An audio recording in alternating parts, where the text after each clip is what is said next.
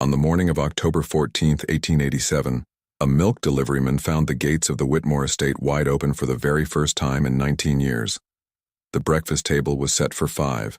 The food was still warm. The jewelry was still on the vanity. The children's toys were still on the shelves. The Whitmore family, all 5 of them, were simply gone. But as investigators would soon discover, the family's disappearance was not the mystery, it was the answer. The fog came in low that morning, the way it always did in October. It moved across the fields of Asheville County before the sun had any say in the matter, erasing fence lines and tree trunks and the narrow dirt roads that stitched one forgotten corner of rural Virginia to another. By the time the first pale light crept over the eastern ridge, the fog had already won. The people of Asheville had stopped fighting it years ago. They simply moved through it, heads down, boots heavy, going about their lives. Silas Pratt was no different. He was 53 years old, thick-shouldered, with a gray beard that hadn't been touched since his wife passed 2 winters back. He drove his milk wagon the same route every morning without variation. Rain, frost, fog, it didn't matter. 19 years of the same 7 households, the same ruts in the road, the same dogs that barked as he passed. He could have made the route with his eyes closed and probably, on certain mornings, very nearly did. Which is why, when he turned the last bend in Colmore Road and saw the iron gates of the Whitmore Estate standing wide open, he pulled back on his reins hard enough to rattle 2 milk bottles against each other. He sat there. In 19 years, Silas Pratt had never seen those gates open. Not once. Not even part way. He left the morning milk delivery at the stone post beside the right pillar each day and collected the previous day's empties and kept moving. In all that time, he had never once glimpsed more than the long gravel drive curving between untended boxwood hedges before it disappeared into the fog. The Whitmore family did not receive visitors. They did not appear at church. Their staff bought supplies in town quickly and without conversation, as though they had been told to spend as little time among ordinary people as possible. Cornelius Whitmore himself had not been seen on the main street in over 3 years, and now the gates were open, both panels, swung wide against the stone pillars like arms spread for an embrace that no one had arrived for. Silas climbed down from the wagon. His body said to leave the bottle at the post and move on. Something older and quieter in him said otherwise. He walked through the gates. The gravel drive was 40 yards long. The boxwood hedges on both sides had grown wild and inward, their branches interlacing overhead so that walking the path felt like moving through a tunnel. The fog was thicker here. His boots vanished into it with every step. The house came into view gradually, the roofline first, then the dark upper windows, then the full stone facade, Virginia limestone gone black and green with years of neglect. The porch columns wrapped in dying ivy. The front door was closed, but the parlor window to the left of the door was open, not broken, simply open, pushed outward, the curtains hanging still in the cold air. Silas called out from the porch steps. His voice landed flat against the fog and went nowhere. He called again, louder, and heard only a tree branch creaking somewhere behind the house. He pushed the front door. It opened without resistance. The entry hall was everything a wealthy man's house was supposed to be. Dark wood paneling, a wide staircase with a carved banister, oil paintings in heavy gold frames. A coat rack near the door held 3 overcoats, a woman's shawl, a child's wool cap. A pair of men's boots sat neatly beneath it, polished. Silas moved to the dining room doorway and stopped.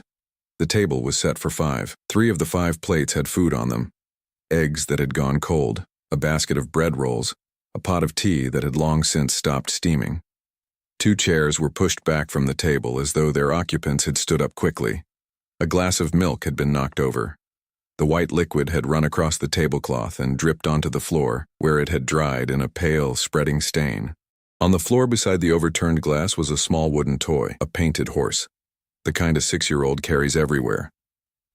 Silas Pratt did not go further into the house.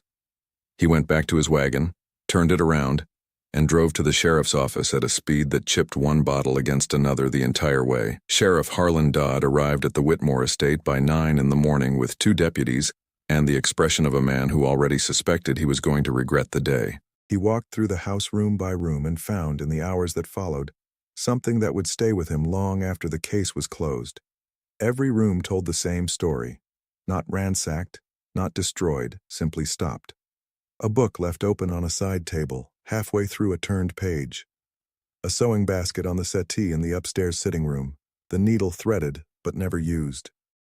In Cornelius Whitmore's study, the account ledger lay open on the desk, the ink pen resting in the crease of the spine as though it had been set down for just a moment. In Eleanor Whitmore's bedroom, the wardrobe was full.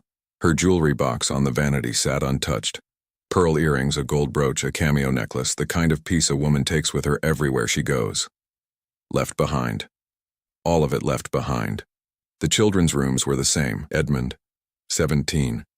His school books, his hunting rifle, his riding coat still on its hook. Rosalind, 13. Her diary, her pressed flower collection, her drawings pinned carefully to the wall above the desk. Percy, 6. Every toy he owned, including the twin of the painted horse still lying on the dining room floor. No blood, no broken locks, no sign of struggle. The house had simply been emptied of its people. Then Deputy Calvin, a young man still working on his first mustache, found something in the cellar that changed the nature of the investigation entirely. Along the east wall, where the stone was oldest and the mortar had gone dark with damp, there was a section of wall that had been recently rebricked. The new bricks were darker, the mortar between them not yet fully set. Pressing a finger into it left an impression. Someone had sealed this wall in the last few days, possibly in the last 24 hours. Dodd sent a telegram to Richmond that same afternoon. The following morning, a detective named Arthur Greaves boarded a southbound train. He had no idea yet what was behind that wall. None of them did. But they were about to find out that the Whitmore Estate had been keeping secrets far longer and far darker than a single missing family. Arthur Greaves arrived in Asheville on the evening of October 15th, stepping off a rail connection at a platform that was barely more than weathered boards and a painted sign. He was 41 years old, lean and angular, with close-cropped dark hair going silver at the temples and a quality of stillness that made some people nervous and others simply never notice him at all, which was, professionally, exactly what he preferred. He had worked for the State Bureau for 11 years. Before that, private investigations in Richmond. Before that, 4 years as a city patrolman. Long enough to have learned that the most important skill in any investigation is not interrogation or evidence collection. It is patience. And the ability to read a room that doesn't want to be read. He checked into the Asheville Inn and ate dinner in the small dining room. He did not ask a single question. He simply ate and listened. The room held 2 traveling salesmen, an elderly woman with her soup, and 3 local farmers at a corner table. The conversation had the particular muffled quality of people who are aware a stranger is present. That wasn't what struck him. What struck him was that nobody mentioned the Whitmore family. In a town this size, a town where the most prominent household had just been found abandoned, the disappearance should have been the only conversation anyone was having. The deliberate silence around it told Arthur more than any open discussion could have. This was not a town that hadn't heard. This was a town that had decided not to speak. At least not where a stranger could hear. He spent the next 3 days circling the edges of Asheville, the general store, the church, the blacksmiths, both saloons, the post office. He didn't always ask questions. He bought tobacco he didn't need, exchanged pleasantries about the weather, listened to the sound of what wasn't being said. Slowly, a picture of Cornelius Whitmore began to form. He had come to Asheville 23 years earlier with capital and cold efficiency. He had bought the old Callaway property, and over the following decade, expanded his land holdings until he controlled nearly a third of the productive farmland in the county. He lent money to struggling farmers at rates they could initially meet. And then, when drought or illness tipped them past the edge, he collected. Several families had lost their land to Whitmore debt over the years. Others had sold before it reached that point, reading the pattern before it reached them. He was not liked. He was something worse than disliked. He was feared in the specific, settled way of a danger that has been present long enough to feel like weather. People had adjusted their lives around him the way you adjust your path around a broken step, automatically without thinking about it anymore, just knowing not to go there. His wife, Eleanor, was spoken of differently, with a softer discomfort, a quiet woman. A good woman, some might say. Arthur heard this exact phrase twice, delivered with the precise care of people who meant more by it than they were willing to say out loud. On the fourth day, he found what he'd been circling toward. Her name was Hattie Morse.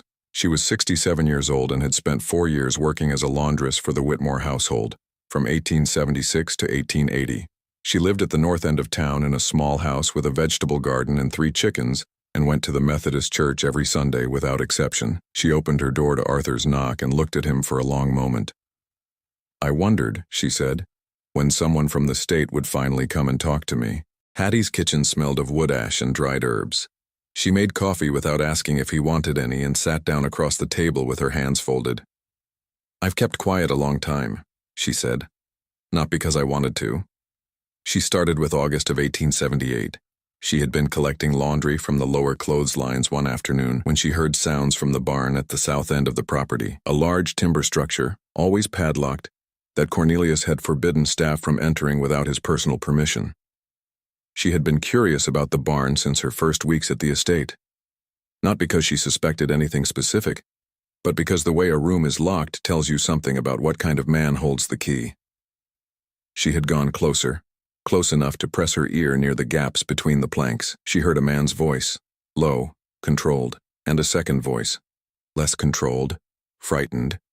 She had told herself it was farm business. She had gone back to her work.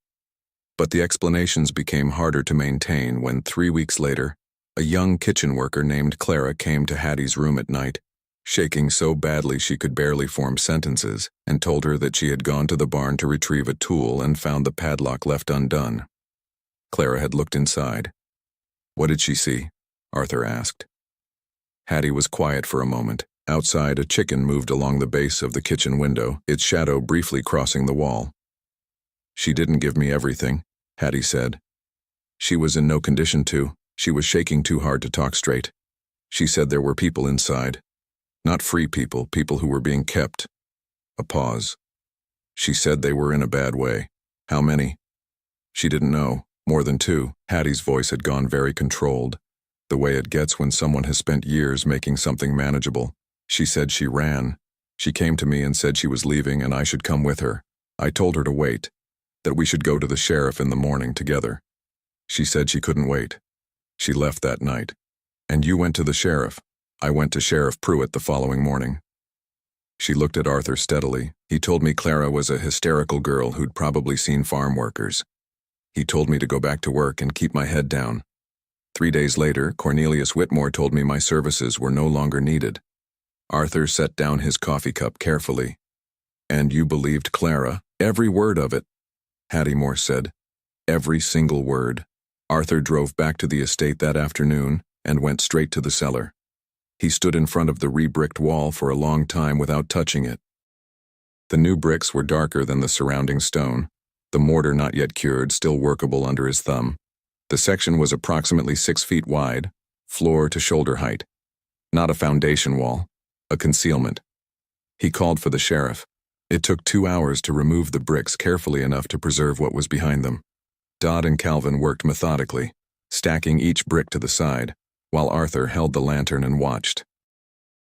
The cavity behind the wall was 4 feet deep and 8 feet wide, a room of a kind built into the cellar during some earlier phase of the house's history. The floor was bare earth, the walls were stone. In the center of the room, bolted to the floor, was a wooden chair with iron rings at the wrists. More iron rings were set into the wall. On a low shelf along one side sat glass bottles and a tin plate. And on the earthen floor, in dark years-old stains that spread and dried into shapes no one in that cellar needed to be told the origin of, was the evidence of what had happened here. Dodd looked at Arthur across the lantern light. His face had gone the color of old ash. Arthur said nothing.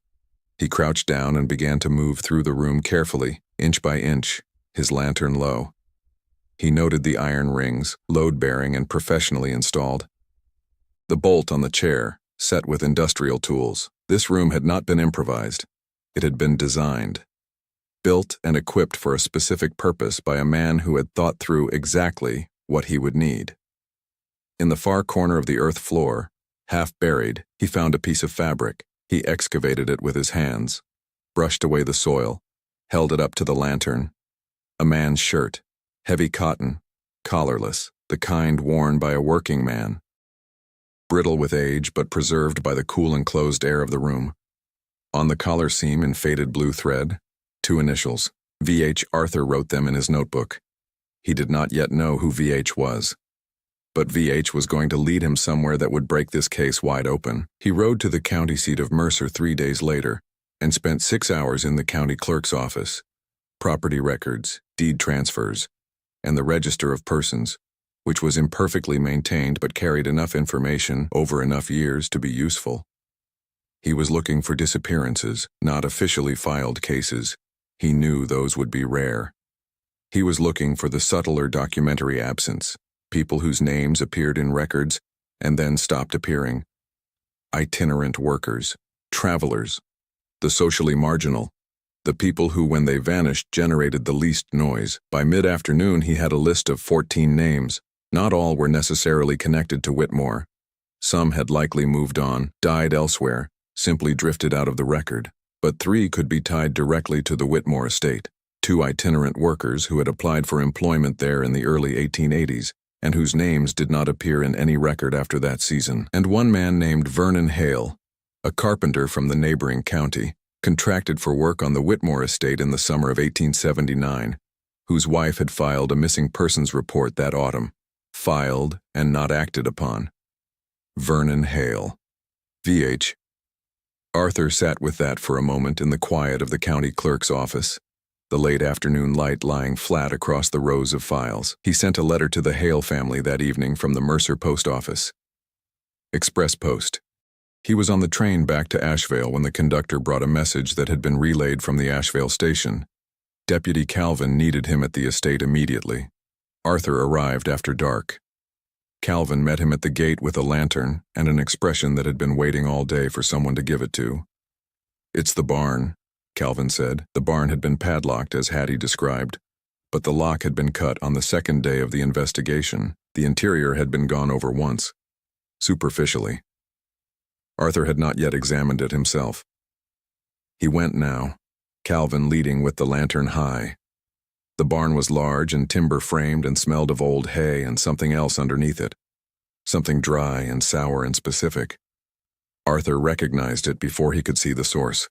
He had encountered it before, in other cases, in other places where terrible things had happened and then been left to time and air. The deputies who stood at the far end of the barn were standing back in the way people stand back from things they don't want to keep looking at. There was a trap door in the floor. It had been concealed beneath a section of planking laid so precisely that it matched the surrounding boards perfectly. Invisible unless you were looking for it, or unless, as had happened, your boot went through a rotted plank at the edge and dropped into the cavity below. They opened it with ropes and a crowbar. Below was a space, not a finished room, but a large excavated pit, roughly 12 feet by 12, approximately 6 feet deep.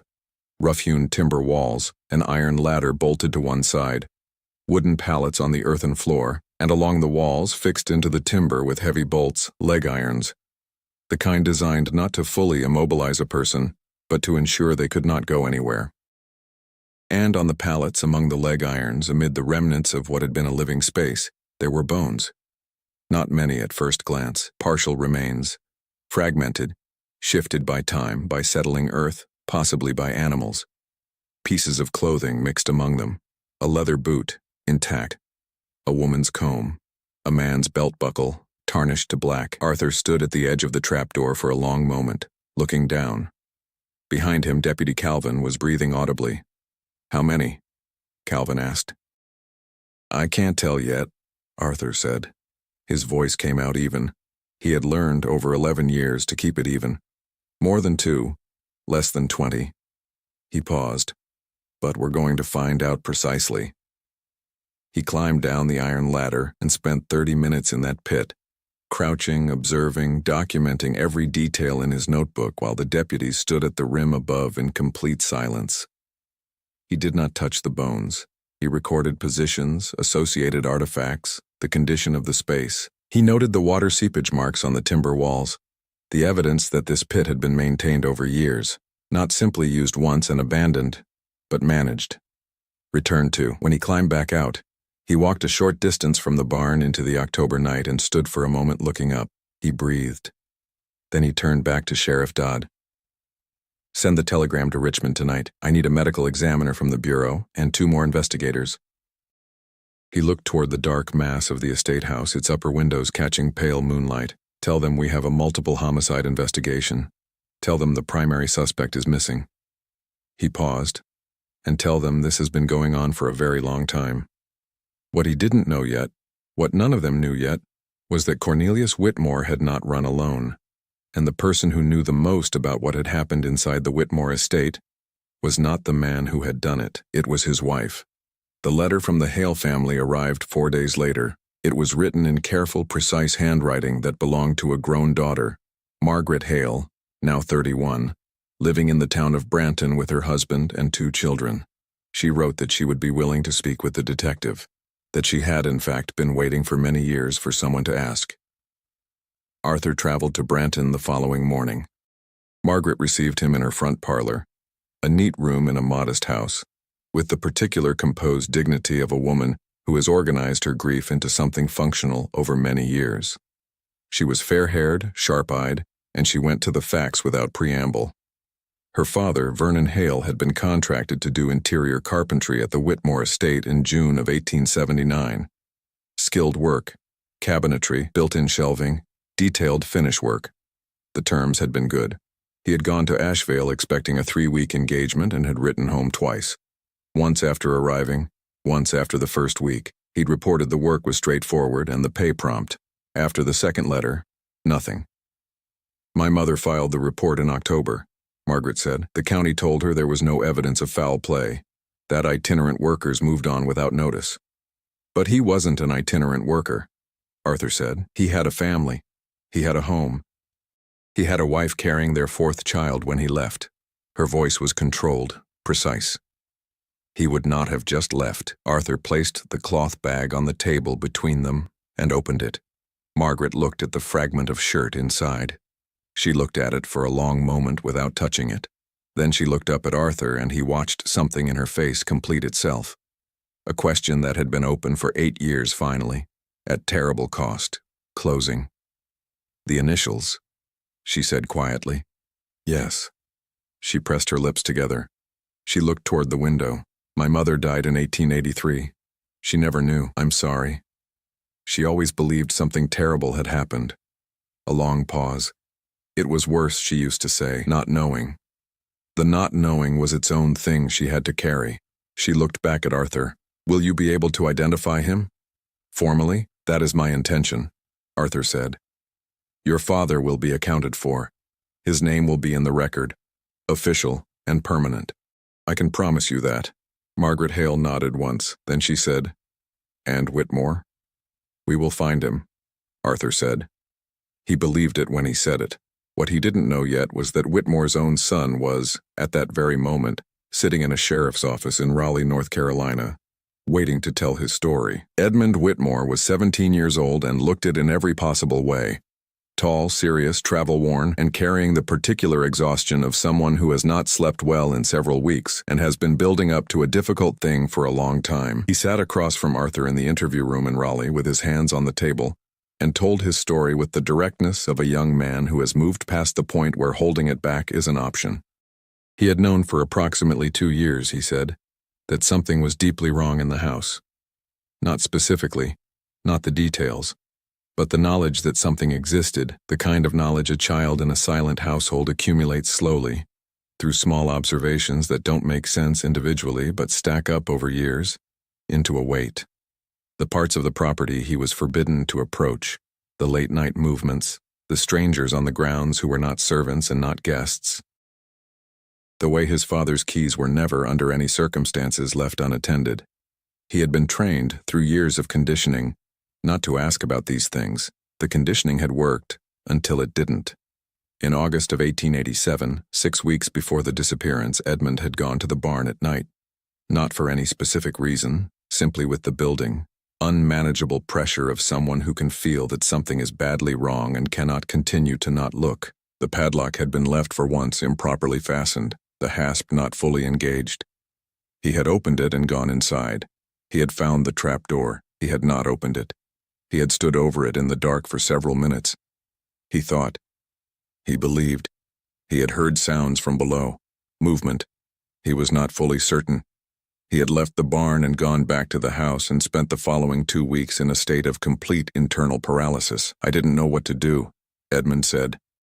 I was 17. He was my father. He stopped, pressed the heels of his hands briefly against his eyes. I kept telling myself I'd heard nothing. I kept constructing. He shook his head. I knew.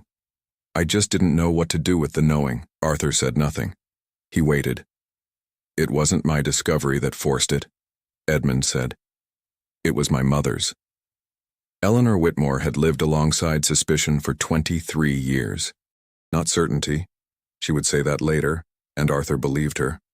But suspicion, the kind that grows in a household where rooms are locked, and questions are met with silence, and a woman learns, through gradual and total conditioning, that there are areas of her husband's life that are not available to her. She had lived with it the way women of her station, in her time, lived with the unexamined terrible, by not looking at it directly. By constructing explanations that didn't fully account for what she knew, because a full accounting was not survivable inside the life she was in. She had 3 children, no money of her own, nowhere to go. In September of 1887, she had dropped a key. Not her key. Cornelius's. It had fallen from his coat pocket onto the bedroom floor while she was putting away his things. A small key, unfamiliar to her, attached to nothing else on his ring. She had picked it up, and for reasons she would later say she could not fully articulate, she had tried it in a lock rather than leaving it on his nightstand. It had opened a box in his bedroom that she had never known existed. Inside the box was a single letter. From a man in Richmond, a former business associate, warning Cornelius that a State Bureau investigator had been asking questions about land fraud in Asheville County, and that his name had come up in connection with the disappearance of a carpenter named Vernon Hale. Eleanor read the letter. She replaced it exactly as she found it. She went to her bedroom and stayed there for 3 days. On the 3rd day, she came to Edmund's room and told him quietly, without explaining all of it, that they were leaving. Not Cornelius. Just her and the 3 children. She had been preparing for months without knowing she was preparing. Money taken in small amounts from the household accounts over several weeks. A destination selected and kept entirely private. Travel tickets purchased in a name that was not Whitmore. She had organized it with the precise, methodical efficiency of a woman who had spent 2 decades in close proximity to a man who planned everything carefully and had absorbed more from watching him than either of them had realized. She left the gates open deliberately, Edmund told Arthur. She wanted the house to be found quickly. She wanted someone to go inside and see the table and call the sheriff. His voice was careful. She wanted it investigated. She just needed to be somewhere else first. Where is your mother now? Arthur asked. Edmund met his eyes across the table. I'm not telling you that until I know she and my siblings will be protected. Until I know she won't be treated as part of it. She didn't know the extent of what he was doing. She knew something was wrong, but she didn't know what was in the pit. His voice went flat on those words. Neither did I. I need to speak with her, Arthur said. I know you do. I'll make the necessary arrangements. Make them first, Edmund said. Then I'll tell you where she is. It took 9 days of careful negotiation between Arthur and the state's attorney before the arrangements were satisfactory. When they were, Edmund told Arthur what he needed to know. Eleanor Whitmore had made it as far as Charlotte, North Carolina, a boarding house on Elm Street, traveling under the name Marsh, which was her mother's maiden name. Edmund had separated from her voluntarily because he believed, with the particular moral seriousness of a young man who has examined his own choices in a crisis and decided to do the harder thing, that the right course of action was to come forward. Arthur arrived in Charlotte on November 4th. Eleanor was 44 years old and carried the particular quality of someone who has been afraid for a very long time and has recently, suddenly, stopped being afraid. A strange combination of exhaustion and an unfamiliar lightness that didn't quite know yet what to do with itself. She was thin, fine-boned, with hands that she folded on the table with the controlled stillness of a woman who has made a discipline of her composure. She confirmed everything Edmund had said. And she added to it. quietly, precisely, in a voice that was very controlled in the manner of someone who has cried about a thing until there is nothing left and has arrived now at the plain truth of it. She had known, she said, for approximately 15 years that people were being held on the estate. Not the details, not the full scope. She had known it the way you can know something without ever looking directly at it. From peripheral evidence, from sounds, from the deliberate architecture of silence that Cornelius maintained around certain parts of their life. She had built explanations that were insufficient to the facts because the alternative, accepting the full reality of what she was living inside, was not something she could hold and still function as a mother to 3 children with nowhere to take them. "I know what that sounds like," she said. Arthur looked at her steadily. "It sounds like a woman with almost no options who survived a very difficult situation for a long time. And then, the moment she had the capacity to act, she acted." He paused. "You opened the gates. You made sure the house would be found." Eleanor was quiet for a moment. "I should have found a way sooner," she said. Arthur did not argue with her. He simply continued to listen, which was what she needed more than anything else. She told him the name of the contact in Baltimore, a man known to her only as Garrett, and every detail she could remember about Cornelius's finances, his properties in other states, his habits and patterns. She described the system he had used to manage the estate, the staff rotations, the locked areas, the keys he kept on his person at all times.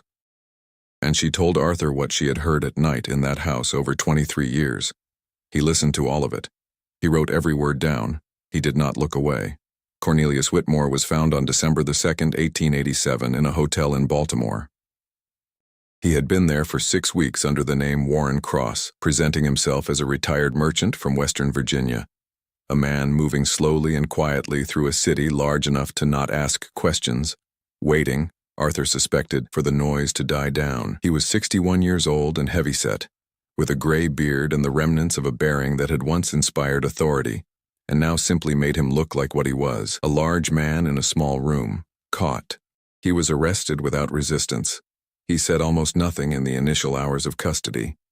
He sat in the interview room in the Baltimore police station and looked at the wall above Arthur's head with the particular expression of a man performing the act of not being present, the last resource of someone who has run completely out of other options. Arthur placed the fragment of Vernon Hale's shirt on the table. Cornelius Whitmore's eyes came down from the wall. He looked at the fabric. Something moved in his face. Not remorse, not regret, but the specific resignation of a man who has recognized the thing that has finally caught him, the thing he thought he had buried well enough.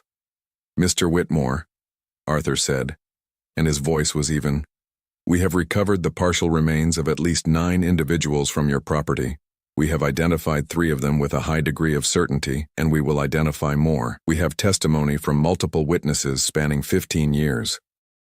We have your financial records. We have your own concealed correspondence." He paused.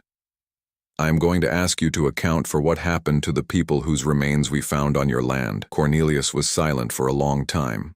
Then he said, "You should speak with my attorney." It was the most ordinary thing he could possibly have said. Arthur had heard it hundreds of times, from pickpockets, from fraudsters, from men who had done terrible things and reached automatically, even now, for the management tool that had served them longest. He didn't argue with it. "I'll arrange that," Arthur said. He leaned forward slightly. "But I want you to understand one thing before I do." He looked at Cornelius directly. 9 is the current number.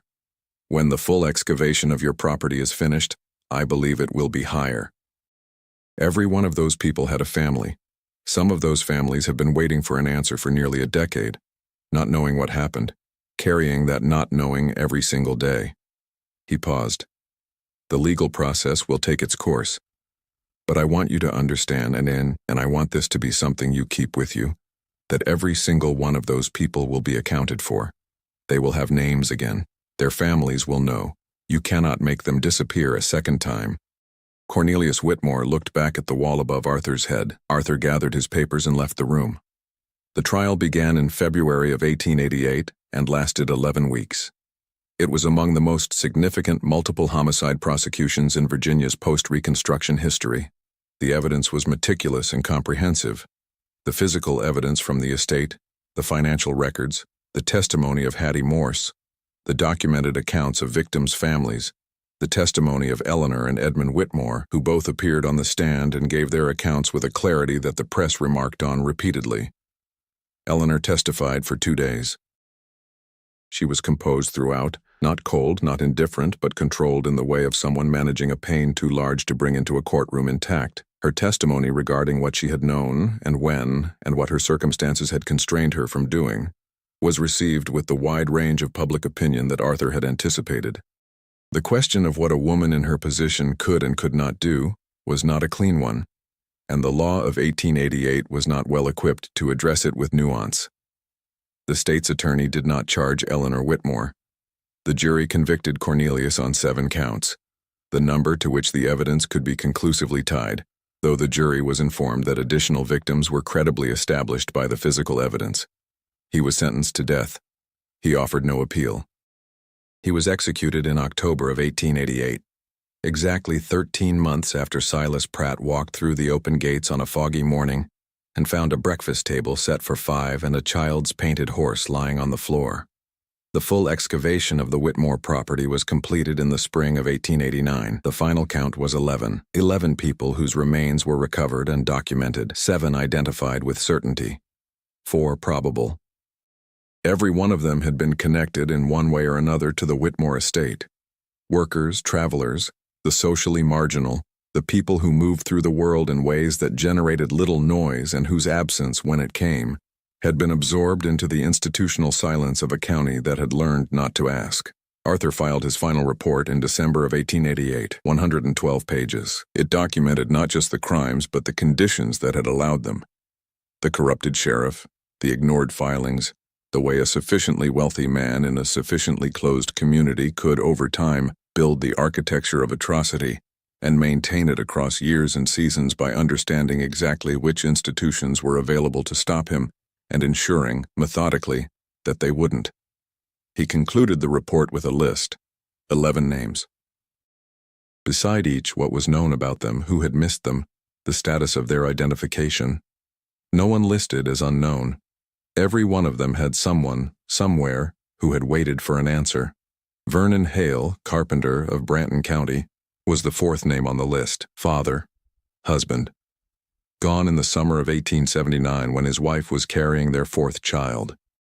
Arthur wrote to Margaret Hale from his office in Richmond when the report was finalized, telling her that her father had been formally and permanently identified in the official record, that his name would appear in the final legal disposition of the case, irrevocable and clear. She wrote back 3 weeks later, "My mother would have been glad. I am glad enough for both of us now. Thank you for not letting him be forgotten." Arthur kept that letter. He kept it through 7 more years with the State Bureau, through 3 additional postings, through the transition to a smaller house in the Virginia hills when he finally retired. He kept the list of 11 names on his desk in every office he worked in until the last one. He thought about those names often. He thought about Hattie Morse in her kitchen, hands folded, saying, "I kept quiet a long time, not because I wanted to." He thought about Edmund Whitmore, 17 years old, sitting in a sheriff's office in Raleigh and doing the harder thing. He thought about Eleanor in the Charlotte boarding house with her thin, still hands, saying, "I should have found a way sooner." And he thought about all the things that statement contained and did not contain, about what it cost a person to live inside a reality they can feel but cannot name and cannot leave, and about what it means when finally they do. He thought about Silas Pratt, who had come down from his milk wagon on an October morning and walked through open gates because something in him, older and quieter than habit, said something was wrong. That was where it had started, not with the investigation, not with the telegram to Richmond, not with Arthur Greaves and his leather satchel and his 11 years of practiced patience. It had started with one man who noticed something was wrong and did not look away. That was always, Arthur had come to believe, where it started. The Whitmore estate was demolished by county order in the spring of 1889. The stone was sold for building materials. The timber was burned. The grounds were left fallow for a season and then purchased by a farming family who planted wheat. Asheville County continued, as places do. The silence that had settled over it for 2 decades did not lift all at once. It thinned gradually, the way fog thins when the temperature finally rises, becoming less solid, less capable of hiding what moved inside it. Some things, once known, cannot be made unknown again. That was, in the end, the only justice available. It was not enough. It was what there was.